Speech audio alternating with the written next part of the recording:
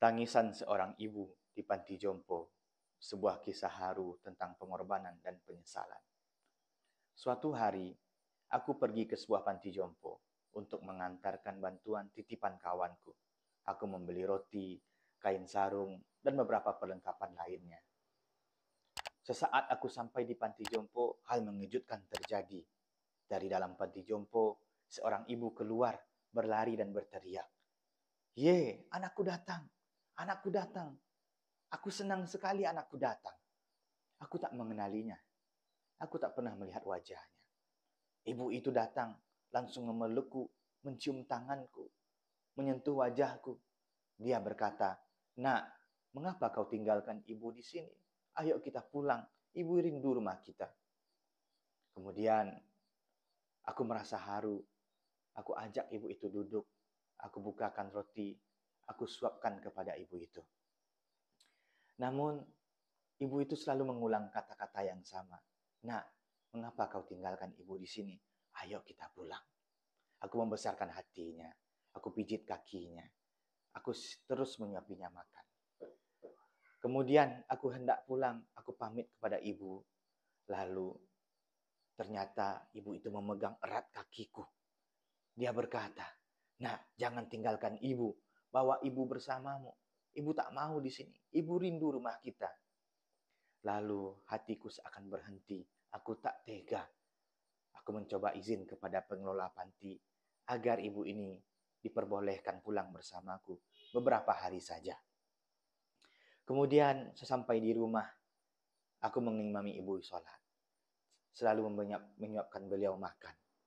Pada hari ketiga, selesai sholat isya, hal mengejutkan terjadi ketika aku hendak bersalaman seperti biasanya kepada ibu. Tiba-tiba ibu melapisi tangannya dengan kain mukena. Aku heran. "Ibu, kenapa tangannya dilapisi? Biasanya tidak seperti ini." Lalu ibu itu berkata kepadaku, "Ustadz, kau bukan anakku. Kau bukan anakku, Ustadz." Tiba-tiba ibu itu memanggilku Ustadz. Lalu aku berkata kepada ibu, "Ibu, aku ini anakmu." "Tidak, kalau kau anakku, dia tidak akan menyuapiku makan. Dia tidak akan mengimamiku sholat. Dia tidak akan pernah memijit kakiku." Hatiku semakin perih. Tapi aku mencoba membesarkan ibu. Membesarkan hatinya. Aku bilang kepada ibu, "Ibu, anggaplah aku ini anakmu. Karena aku menyayangi ibu seperti ibuku sendiri." Kemudian pada hari kelima, tiba-tiba ibu jatuh sakit. Aku membawanya ke rumah sakit. Dan ternyata di rumah sakit ibu itu berkata hal yang sangat mengejutkan. "Ustadz, kalau nanti ibu mati, jangan beritahu kepada anakku. Jangan katakan di mana makamku. Dan jangan biarkan mereka menyentuh nisanku." Aku kembali membesarkan hatinya. "Ibu, jangan berkata seperti itu. Insya Allah, umur ibu lebih panjang. Tetapi Allah berkata lain." Ibu menghembuskan nafas terakhirnya di pangkuanku. Hatiku sedih. Anakku menangis. Istriku juga menangis. Tak lama waktu berselang, aku mendapatkan sebuah telepon. Dengan nada tinggi, seorang pria marah-marah kepadaku. "Ustadz, kau akan kuseret ke pengadilan. Mengapa kau bawa ibuku keluar dari panti jompo?" Itu adalah anaknya, Tan Sri, seorang kaya raya yang meninggalkan ibunya 3 tahun di panti jompo tanpa pernah melihatnya.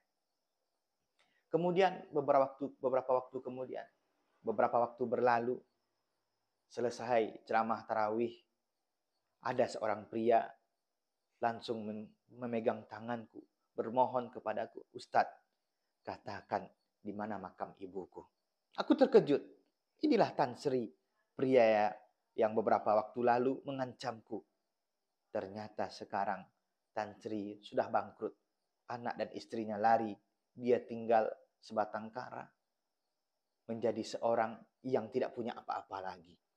Dia berkata kepadaku, "Katakan di mana makam ibuku." Aku mau mengatakannya, "Pak, tapi dengan satu syarat. Kau tak boleh menyentuh nisan ibu." "Baik Ustadz," katanya. Lalu aku membawanya ke makam ibu.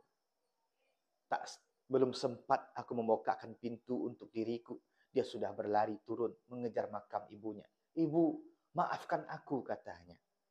Namun, disitulah Allah Maha Adil.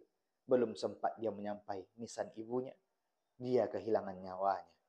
Wajahnya menghitam, tangannya menghitam. Dia berakhir tepat di samping makam ibunya dengan cara yang tidak wajar.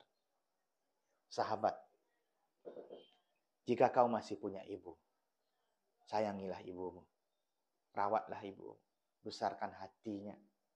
Ketika kau sudah tidak punya ibumu, maka kau sudah kehilangan doa yang paling mustajab, doa yang paling cepat sampai.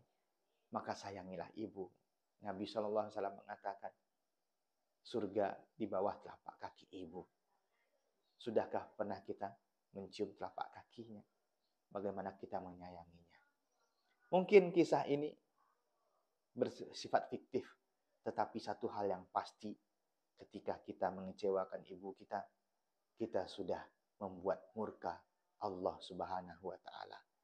Sebuah kisah yang dikutip dari platform Facebook, requestan dari subscriber kita. Mudah-mudahan bisa memotivasi diri kita dan juga kita bisa lebih baik kepada ibu kita. Assalamualaikum warahmatullahi wabarakatuh.